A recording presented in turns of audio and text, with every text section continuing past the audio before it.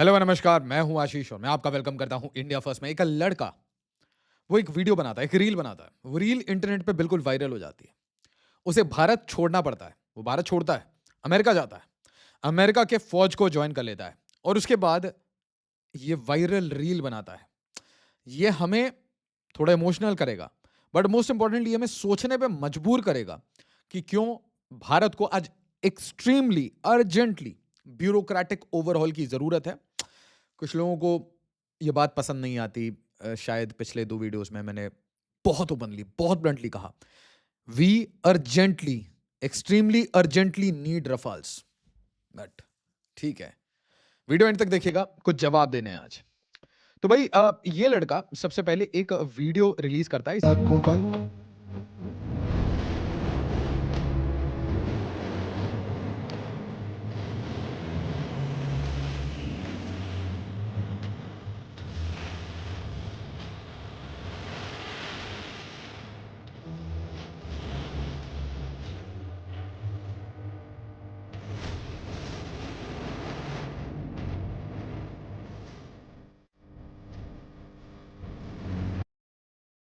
इनके नाम से आपको विन्नी ठाकुर करके दिखेगा इंस्टाग्राम पे। पहले लिखता है, in India I missed clearing the ASI paramilitary force exam by just 3 marks since I belong to general category I didn't make it to the final selection list. Assistant sub inspector, ठीक है, paramilitary force नहीं, ASI sub inspector मतलब किसी state की police force में भर्ती लगाई थी, है ना। बहुत सारे बच्चे आपको दिखा होगा गांव में, आपके मोहल्ले में सुबह सुबह उठ के दौड़ लगाते हैं। बहुत सारे बच्चे वो एसएसबी के लिए प्रिपरेशन करते हैं, कुछ पुलिस के लिए प्रिपरेशन करते हैं। और इनवेरिएबली आप देखिए ये आपके एसएसबी में भी जाएंगे, ये पैरामिलिट्री की भी रिक्रूटमेंट में जाएंगे, पुलिस की रिक्रूटमेंट में भी जाएंगे। सबसे पहली चीज ये कहता है कि भाई I belong to general category, और उसने ये वाली जो बात कही ना कि I just miss the marks by 3 marks, तो मैं आपको बताता हूँ मेरा सिविल सर्विसेज में जो मेरिट लिस्ट है उसमें और मेरे मार्क्स में एग्जैक्टली 3 marks का ही डिफरेंस था। तो I can relate to this. एक बड़ा ही एंग्विश, बड़ा ही पेन आता है, आप मार्जिन से मिस करते हैं और उसके बाद आपको ऐसा लगता है कि एग्जाम ही ना दूं, हाँ, कोई प्रिपरेशन ना करूं, it is just unfair. So natural सी बात है, किसी को अनफेयर लगता है यहां तक कि भाई आप मेरिट क्वालिफाई नहीं कर पाए। बट इसकी परेशानी कुछ और थी, इसने कहा कि मैं जनरल कैटेगरी से हूं, इसीलिए मैं 3 marks से ये मिस कर जाता हूं। और अब ये एक रियलिटी बन चुकी है कि जो इकोनॉमिक डिवाइड्स हैं वो बहुत बढ़ चुके हैं भारत में, ठीक है। कास्ट की जो डिस्क्रिमिनेशन होगी वो होगी, वो दादा परदादा पूर्वज वहां पे कहीं ना कहीं डिस्क्रिमिनेशन हुआ होगा, सही बात है। बट आज के डेट में अगर आप देखेंगे सबसे बड़ा जो हर्डल है किसी बच्चे के लिए एज अ स्टूडेंट सोचिए, तो सिर्फ एक हर्डल है, वो है इकोनॉमिक हर्डल। क्या उसके पास इतने पैसे हैं? अगर पैसे हैं तो क्या इतना टाइम है? अगर पैसा और टाइम है तो क्या वो मेहनत कर सकता है? तो आप देखिएगा जो बच्चे मेहनत कर सकते हैं उनको बस इन 2 चीज़ों की ज़रूरत होती है। कोई उनको फंड कर दे और दूसरा टाइम, कि वो इतना टाइम दे पाएँ अपने फैमिली के काम के अलावा, अपने स्कूल, कॉलेज इसके अलावा। इसके बाद एक अजीब-सी बात कहता है, at that time they also demanded a bribe of 3 lakh for medical clearance. 3 lakh रुपए लगेंगे और ये इसके खुद के एलिगेशंस हैं विनी ठाकुर के। And to recheck my paper so they could give me those 3 marks। तो ये 3 marks इसको रीचेक करने से मिल जाते। किसी क्वैक ने, किसी मिडलमैन ने ये बात कही होगी। बट अब एक चीज समझिए, सिविल सर्विसेज में तो ये भी नहीं होता, ठीक है। तो यहाँ ब्राइब का तो कोई कंडीशन ही नहीं होता। बट अब एक चीज देखिए, 3 लाख मेडिकल क्लियरेंस के लिए और 3 marks बढ़ाने के लिए, मतलब रिवैल्यूएशन के लिए से, this is what, this is corruption. और ये किस टाइप का करप्शन है? क्या ये क्रोनी कैपिटलिज्म है? नहीं, ये पेटी करप्शन है। मतलब कोई आपसे ब्राइब मांग रहा है डायरेक्टली कि भाई 2,000 दे दो, 5,000 दे दो। यहाँ पे 3 लाख की बात है। और आप ऐसे देखिए, भारत के विभिन्न स्टेट्स में आपको जब भी देखेंगे कि चाहे कोई एग्जाम हो, नीट हो, कोई भी एग्जाम हो, उसमें ऐसे स्कैम्स इनवेरिएबली निकल के आते हैं। तो भारत में चाहे कॉलेज के एंट्रेंस में जाना हो या जॉब सिक्योर करना हो, आपको हर जगह कोई व्यापम टाइप का भी, वेस्ट बंगाल में देखिए क्या घोटाला हुआ था, मैसिव घोटाला हुआ था। तो हर जगह ये व्यापम लेवल के स्कैम चलते रहते हैं। पैसे के लिए क्वैक्स हैं। उसी तरीके से एग्जाम की एंट्रेंस, किसी भी कॉलेज की एंट्रेंस क्लियर करने के लिए आपको पैसे देने के लिए क्वैक्स हैं। तो पैरेलल इंडस्ट्री चलती है। इसके बाद ये एक अजीब सी बात कहता है, in India if you are the general category, मतलब भारत में अगर आप जनरल कैटेगरी में पैदा हुए हैं, you basically have to secure, you have to score more higher marks to get a government job. बिल्कुल सही बात कह रहा है। जनरल में अगर आप हैं और नॉन ईडब्ल्यूएस हैं, गलती से आपके बाप दादा के पास 5 एकड़ जमीन हो गई जो कि आप बेचना नहीं चाहते, पैतृक संपत्ति है, तो भी आपको कोई रिजर्वेशन किसी फॉर्म का ईडब्ल्यूएस आ गया, वरना उससे पहले तो कुछ भी नहीं था, ठीक है। तो आपको ज्यादा मार्क्स निकालने पड़ेंगे। हो सकता है कट ऑफ आपका 20 मार्क्स हो, किसी का कट ऑफ 10 मार्क्स हो, किसी का कट ऑफ 12 मार्क्स हो, बट अगर आप जनरल कैटेगरी नॉन ईडब्ल्यूएस हैं तो आपके सबसे हाईएस्ट मार्क्स होंगे आपके कैटेगरी में। It's like they treat you as if you are from some royal family और रिच फैमिली। ये बात ठीक है, पूर्वजों ने अट्रॉसिटी किए होंगे, कास्ट डिस्क्रिमिनेशन होगा, एटसेट्रा एटसेट्रा।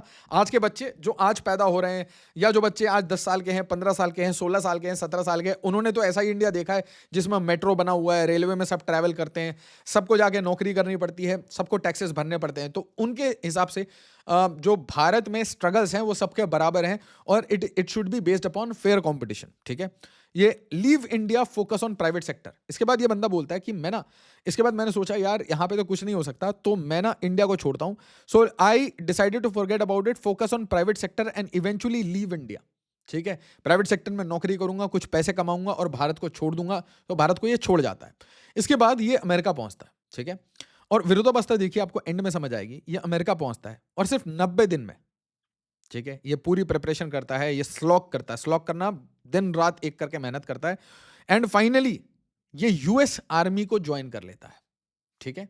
और उसके बाद लिखता है, in the USA I finally got equal opportunity, मुझे बराबरी का दर्जा मिला, without anyone caring about my caste, किसी ने मेरे कास्ट के बारे में नहीं सोचा, कोई रॉयल ब्लड नहीं ढूंढा, कोई फैमिली बैकग्राउंड नहीं पूछा, it was all about what I could do. मतलब ये कह रहा है कि मुझे नौकरी सिर्फ इस बिना पे मिली, इस आर्गुमेंट से मिली कि मैं काम अच्छे से कर सकता हूं, मैं डिलीवर कर सकता हूं रिजल्ट, मैं वो सारे काम कर सकता हूं जो एक यूएस आर्मी का सोल्जर कर सकता है या करना चाहता है या उसे करने के लिए कहा जाता है, और कोई मेरे बैकग्राउंड को चेक नहीं करता। तो यहां पे हमें क्या क्या प्रॉब्लम्स समझ आई इस पूरी कहानी में। बहुत इंपॉर्टेंट पर्टिनेंट क्वेश्चन है।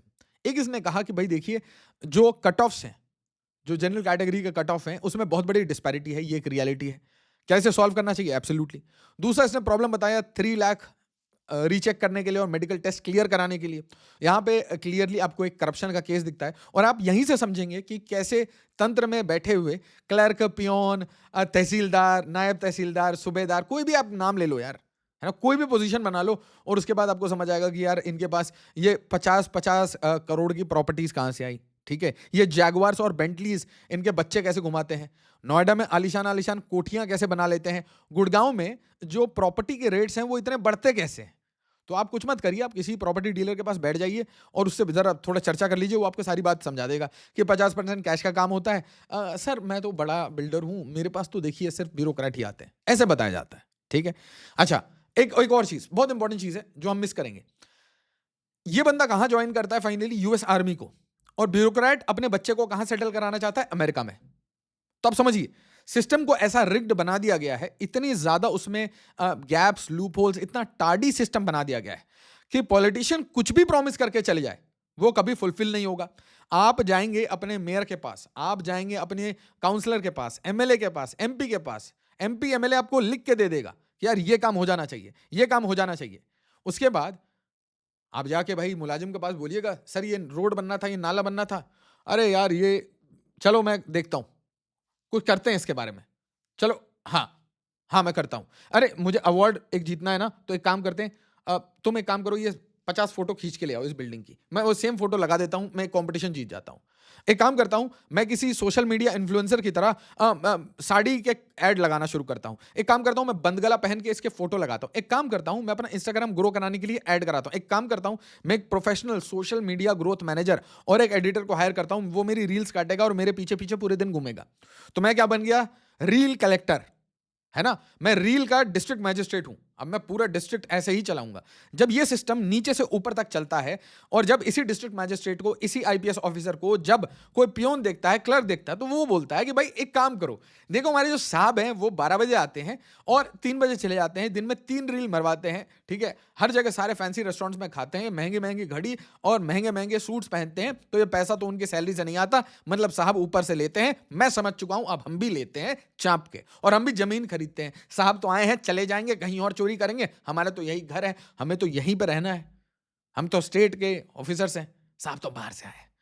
तो आपकी एक गलती क्या कर देती है? सिस्टम को खोखला करती है, एक छोटे डिस्ट्रिक्ट में, एक छोटे ब्लॉक में, और जब ये ऊपर तक आता जाता है तो यही ब्यूरोक्रेट प्रमोट होके आपके सेक्रेटरीज बन जाते हैं और क्या ये आपको एडवाइस देते हैं, प्रधानमंत्री के नाम पे कोई फ्रीबी योजना लॉन्च कर दो इलेक्शन जीतने के लिए। मिल गया आपको प्रॉब्लम।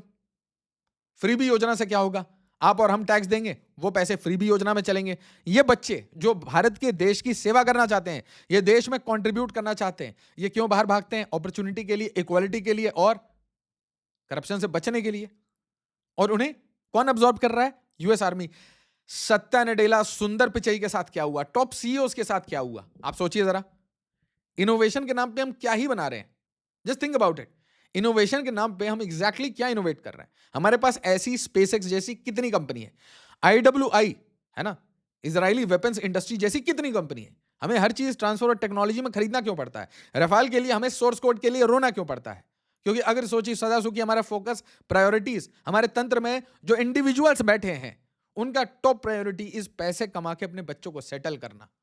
और उसके बाद कुछ ऐसे मूर्ख अनपढ़गन आ जाते हैं, इनको ऐसा लगता है कि पता नहीं इनके पास ऐसा ऑसेंट डेटा है कि भाई एयरफोर्स चीफ से ज्यादा इनको नॉलेज है।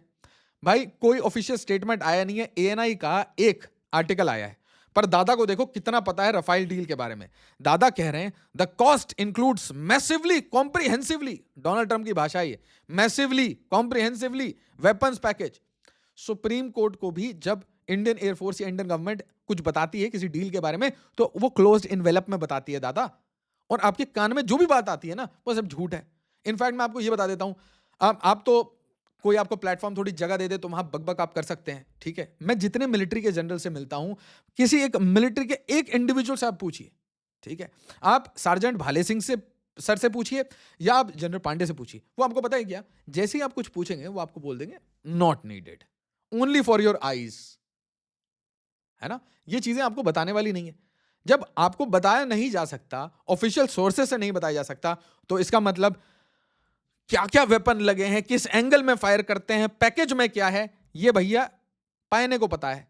ये पथिकृत अपने पथ से थोड़ा भटक गए हैं। इनको लग रहा है ट्विटर में ट्रैक्शन 400-500 आता है, आशीष मालविया का नाम यूज करेंगे तो थोड़ा बकवास कर लेंगे तो कुछ चल जाएगा दुकान, है ना।